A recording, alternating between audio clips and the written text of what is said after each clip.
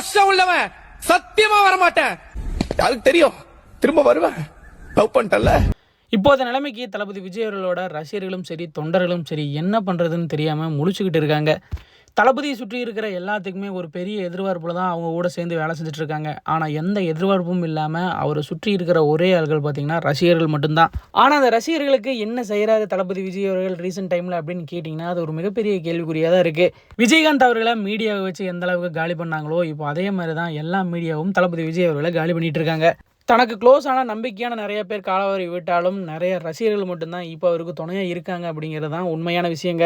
ரசிகர்கள் ரொம்ப அஃபெக்ட் ஆகிட்டு இருக்காங்க. ஆனால் தளபதி விஜய் அவர்கள் ரசிகர்களுக்காக இப்போ என்ன பண்ண போகிறாரு அப்படிங்கிறது தான் ஒரு மிகப்பெரிய கேள்வியாக இருக்குது. மற்றவங்க பேசுகிறதுக்கு பதில் சொல்ல முடியாமல் தவிக்கிறாங்க. ஆனால் தளபதி விஜய் அவர்கள் தனக்கு பிடிச்ச மாதிரி தான் நான் இருப்பேன் அப்படிங்கிற மாதிரி அவரும் ஒரு ட்ராக்ல போயிட்டு இருக்காரு. இது ரசிகர்களால் கண்டிப்பாக ஏற்றுக்கவே முடியலங்க.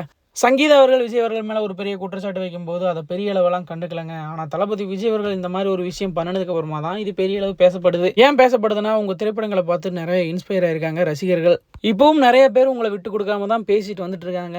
ஆனால் அந்த விட்டு கொடுக்காம பேசுகிறவங்களுக்கு நீங்கள் பதிலுக்கு என்ன பண்ண போகிறீங்க அப்படிங்கிறது ஒரு பெரிய கேள்விக்குறி தானே. கண்டிப்பாக நீங்கள் பண்ணியே ஆக வேண்டும் அப்படிங்கிற ஒரு சுச்சுவேஷன் உங்களுக்கு இருக்குது. நீங்கள் நண்பர்களாக இருக்கலாம், இல்லை மற்றவங்க சொல்கிற மாதிரி ஏதாவது உறவு முறை உங்களுக்கு இருக்கலாம். ஆனால் நீங்கள் இப்போ ஒரு அரசியல் கட்சியோட தலைவர், உங்களை நம்பி நிறைய பேர் இருக்காங்க, நிறைய பேர் பின்தொடர்றாங்க. அவங்களுக்கு நீங்கள் தெளிவுபடுத்த வேண்டிய கட்டாயம் உங்களுக்கு இருக்குது. இப்போ கூட சங்கீதா அவர்கள் பார்த்தீங்கன்னா மறுபடியும் கேஸ் போட்டிருக்காங்க.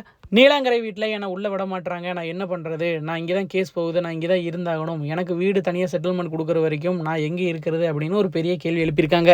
இப்போ மீடியா இதையும் பெரிய அளவு பேச போகிறாங்க. நீங்கள் இப்போவும் அமைதியாக தான் இருப்பீங்க, மகளிர் தினம் கொண்டாடுவீங்க அப்படின்னு சொன்னால் கண்டிப்பாக தப்பாக இருக்குதுங்க. இங்கே எல்லாமே தப்பாக தான் இருக்குது. இங்கே எது நடந்தாலும் நீங்கள் அமைதியாக தான் இருப்பீங்க, அதை அமைதியாக கடந்து தான் போவீங்க அப்படின்னு சொன்னால் கண்டிப்பாக அது செட் ஆகாது. என்ன நடக்குது அப்படிங்கிறது யாருக்கும் தெரியல. இஷ்டத்துக்கு எல்லாருமே ஒவ்வொரு நரேட்டிவாக செட் பண்ணுறாங்க. நீங்கள் எதையும் வெளிப்படுத்தாமல் அமைதியாகவே இருக்கீங்களே அப்படின்ட்டு உங்கள் ரசிகனா எனக்கும் ஒரு பெரிய டிசப்பாயின்மெண்ட் தான். ஆல்ரெடி இங்கே இருக்கிற நிறைய பேர் இங்கே பெரிய அளவு அஃபெக்ட் ஆகி டிவிக்கே வேண்டாம்பா அப்படின்னு செதறி ஓடிட்டு இருக்காங்க.